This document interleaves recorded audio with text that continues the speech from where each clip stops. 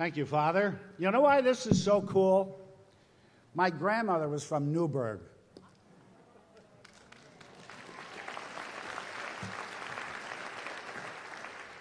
She's not with us anymore. Father, I want to congratulate you on the terrific job you're doing here at MSMC. Every time I say that, I want to say MSNBC. Forgive me, Roger. But here at MSMC, I mean, your legacy is one of a builder. You did it at Siena, and you're doing it here at Mount St. Mary, and the check's in the mail.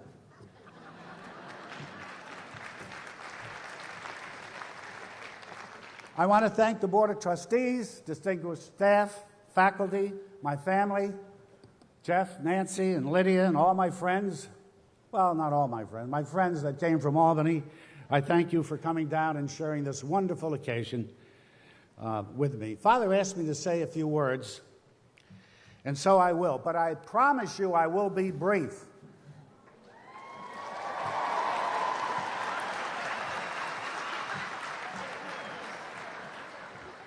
Far be it from me to stand between you and a good party.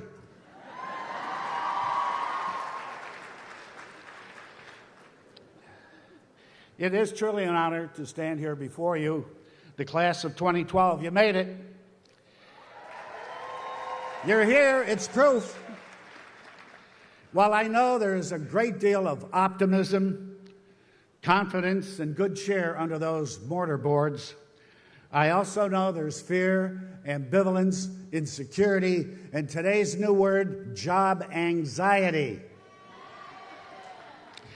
But listen, if it helps, remember, all of us in the class of 2011 and before shared those same emotions. We were scared to death. But we survived, and you know what? So will you, and you're going to make it a better world.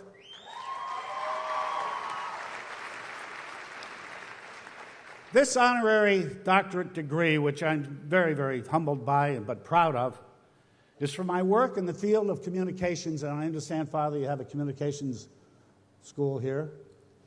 I am a broadcaster, like the Yales. I don't mean Yale, Ales. And I was very lucky because my whole life, all I ever wanted to do or be was a broadcaster. Now, I could have given a two-line speech. One is, follow your heart, your passion. Another is, it's not the destination, it's the journey. Both are true. I listened and read 10 commencement addresses from Steve Jobs to Mark Zuckerberg to all of the greats, and they all said that. And it's all true. You got to follow your heart, follow your passion, don't follow your head, and don't follow your relatives necessarily, their advice, but follow what you want to do. So, after graduating from Seton Hall University, a school down the road a piece, and spending 4 years at the college radio station, every breathing moment I could, there's the passion part, I went into New York City with my audition tape for a job on WNEW Radio, which is today Bloomberg Radio, but back then it was the radio station to beat all radio stations. It was one everyone listened to, and they literally laughed me out of the city. I remember the program director taking me into his office, and he opened a drawer and he said, you see these tapes? You brought your audition tape. You see these tapes? These tapes are from announcers, radio announcers in Chicago, San Francisco, Cleveland, Detroit, Cincinnati, all of the top markets. And they've had 20 and 30 years experience. So get out of New York, go to a small town, send out your audition tape, somebody will hire you, and that's where you will work. And that's what I did. The year was 1960. The country was afoot with racial unrest. And I finally landed a job after many months at WANN Annapolis, Maryland. It was an all-black radio station. I packed up my wife and my son, Jeff. Yes, I was married.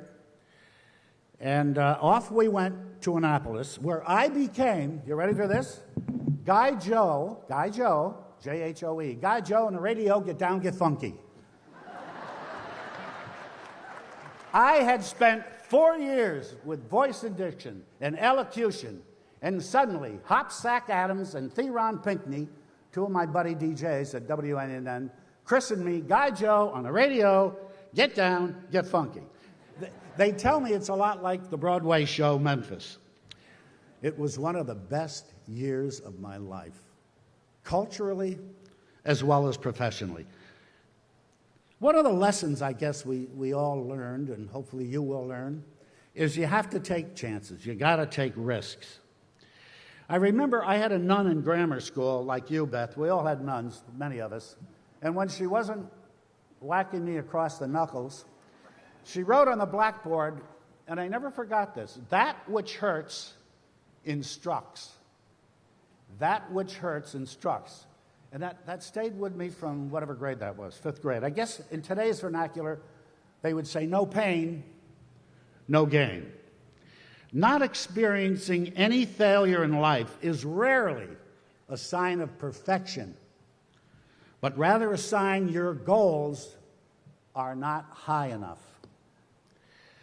A couple of final thoughts. Take your time when you pick a mate.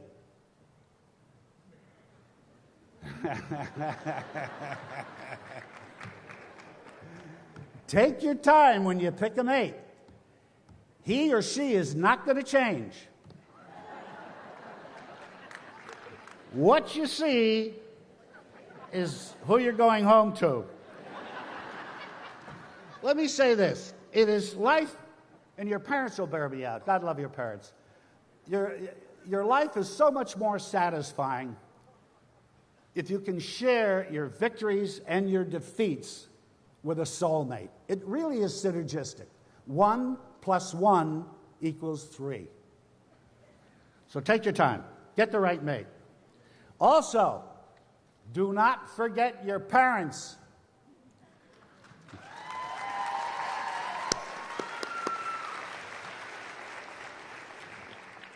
I know this may sound hard to believe, but they love you.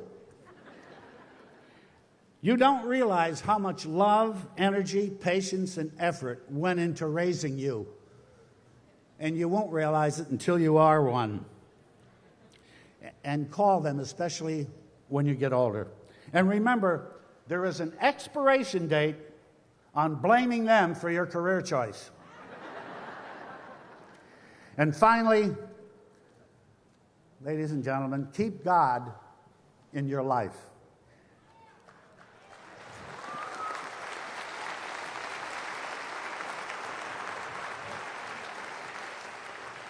I can't tell you the number of times I really hit the brick wall. And I thought, and I can vividly remember some occasions, which we don't have enough time, or you won't get to your party. But I asked God to intercede, and God did. And while I'm on the subject of God, let me say, God bless you. Thank you, MSMC, for this great opportunity and award. And congratulations, class of 2012.